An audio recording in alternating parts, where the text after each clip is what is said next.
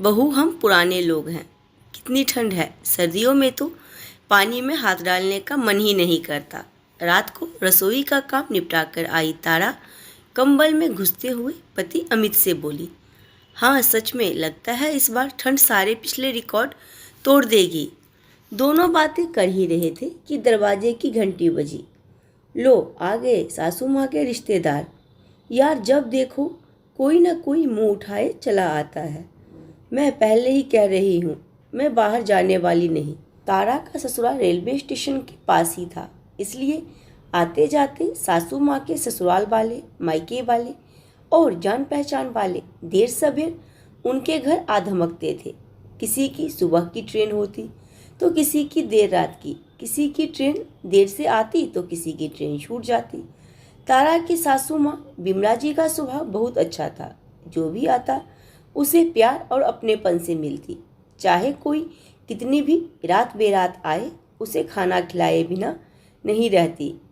इसलिए उनके घर कोई भी जान पहचान वाले बेझिझक आ जाते। बिमला जी बोली, बहू अमित बाहर आओ।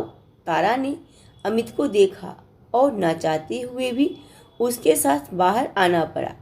अंकल आंटी, आप इतनी रात को इन दोनों नटखट के साथ? इस वक्त तारा, मेरा दिल्ली में ट्रांसफ़र होने से पहले हम मुंबई में पड़ोसी थे, अमित ने तारा से कहा और उनके पैर छूने आगे बढ़ा। पीछे पीछे तारा भी आ गई। माफ़ करना बेटी, इतनी रात को परेशान किया, लेकिन क्या करते। जनवरी की कड़ाके की ठंड, ऊपर से घना कोहरा। कोहरे के कारण ट्रेन बहुत धीरे चल रही थी। स्टेशन पर पहुँचे तो 10:30 बज चुके थे। जहाँ जाना है उनका घर यहाँ से बहुत दूर है। इतनी रात को कोई टैक्सी या ऑटो वाला वहाँ जाने के लिए तैयार नहीं हुआ। सोचा होटल में रुक जाते हैं, पर साथ में 2 जवान लड़कियाँ हैं, ये सोचकर मन नहीं माना। फिर तुम्हारी सास का ख्याल आया। फ़ोन की बैटरी भी चली गई थी, नहीं तो फ़ोन कर देते। तारा को देखकर झिझकते हुए मिश्रा जी बोले। बिमला जी बोली, कैसी बातें कर रहे हैं आप भाई साहब, ये आपका ही घर है, जब मन हो चले आइए। और ऐसी परेशानी में अपने ही काम आते हैं।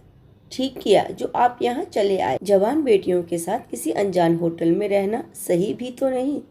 अंकल आंटी, आप सब हाथ मुंह धो लीजिए। जब तक आप चाय नाश्ता करेंगे तारा खाना बना देगी, अमित बोला। बिमला, खाना बनाने की ज़रूरत नहीं है, वैसे भी भूख नहीं है, बस चाय से काम चल जाएगा। मिश्रा जी की पत्नी बोली, हम तुमको खाली पेट कैसे सोने दे सकते हैं, बस 15-20 मिनट में खाना बन जाएगा, खाकर आराम से सोना। किचन में तारा बोली, मम्मी जी ये कोई आने का वक्त है, जो देखो मुंह उठाए चला आता है। आपके भोलेपन का सब बहुत फ़ायदा उठाते हैं। और जब वो कह रहे थे कि भूख नहीं है तो आप बेकार में जिद क्यों कर रही थी। तारा बेटा, ऐसा नहीं कहते, वो अपना समझ कर ही इतनी रात को आए हैं। कोई बेवक्त किसी के घर यूं ही नहीं चला आता, और घर में आए मेहमान का यूं अनादर नहीं करना चाहिए। वो हमें परेशान नहीं करना चाहते, इसलिए खाने के लिए मना कर रहे थे। भला दिन भर से भूख नहीं लगेगी क्या। सास बहू ने जल्दी से खाना बना दिया। सबको खाना खिलाने के बाद तारा बर्तन धोने लगी। भाभी, बर्तन हम धो देंगे, आप थक गई होंगी, जाकर आराम करिए। बबीता अनीता ने जबरदस्ती तारा को उसके कमरे में भेज दिया। सुबह नाश्ता करके वो लोग जाने लगे। जाने से पहले उन्होंने तारा को ढेरों आशीर्वाद दिए। उनका प्यार देख तारा को अपने रात के बर्ताव के लिए शर्मिंदगी होने लगी। कुछ महीनों बाद, बहू क्या बात है, इतनी परेशान क्यों हो। मम्मी जी, पापा को 7 दिनों के लिए ऑफिस के काम से मुंबई जाना है। होटल तो ऑफिस वाले दे रहे हैं, फ़र्क खाने की परेशानी है, क्योंकि पापा को ब्लड प्रेशर है। बाहर का तला भुना खाएंगे तो उनका ब्लड प्रेशर बढ़ जाएगा। माँ पापा की तबीयत को लेकर बहुत परेशान है, लेकिन जाना भी ज़रूरी है। समझ नहीं आ रहा क्या करे। अरे इसमें परेशानी की क्या बात है। कुछ महीने पहले मिश्रा भाई साहब आए थे ना, तुम्हारे पापा के खाने की व्यवस्था वही कर देते हैं। लेकिन मम्मी जी, 7 दिनों तक किसी अनजान को कोई घर में क्यों खिलाएगा। बहू, हम पुराने लोग हैं, रिश्ता निभाना जानते हैं। आजकल की पीढ़ी की तरह हर रिश्ते में नफ़ा नुकसान नहीं देखते। फिर समधी जी कैसे अनजान हुए? वो घर के सदस्य ही हैं। मैं अभी उनसे बात करती हूँ। भाई साहब, मेरे समधी कुछ दिनों के लिए मुंबई जा रहे हैं। रहने की व्यवस्था तो हो गई है, पर उन्हें ब्लड प्रेशर है। बाहर का खाना उनकी सेहत के लिए नुकसानदायक है।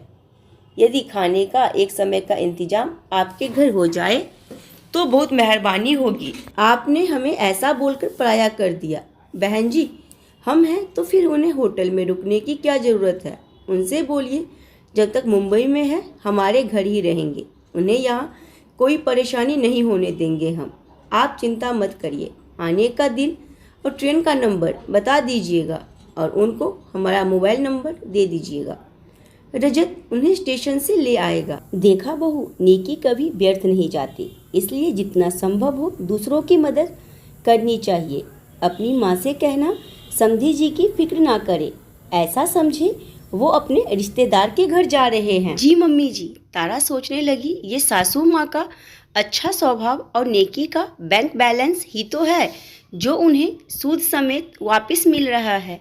अब उसने भी अपना नेकी वाला बैंक बैलेंस बढ़ाने का मन बना लिया था। तो अपनी राय मुझे कमेंट बॉक्स में जरूर दें। अगर कहानी पसंद आई हो तो वीडियो को लाइक, चैनल सब्सक्राइब, वीडियो को जरूर करें।